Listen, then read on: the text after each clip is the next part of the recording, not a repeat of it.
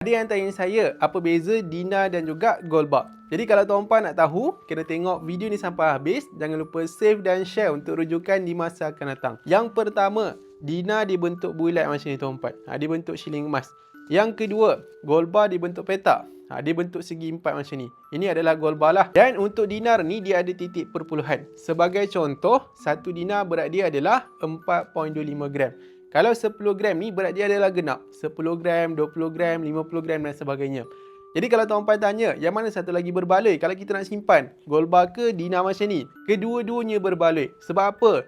Sebab kedua-duanya adalah emas mesin 9. Emas untuk simpanan dan juga pelaburan. Kalau minat gold bar boleh keluarkan dalam bentuk gold bar. Minat dinar boleh keluarkan dalam bentuk dinar. Tak ada masalah. Nak keluarkan dua-dua pun boleh juga. Tak ada masalah. Jadi untuk tuan-puan yang tengok video saya ni, yang belum ada akaun emas dengan Publigo lagi, boleh tengok pin video saya di profile ataupun boleh terus klik link di bio untuk saya bantu dan guide sebaiknya. Teruskan follow saya untuk lebih banyak ilmu emas dan kewangan. Semoga bermanfaat.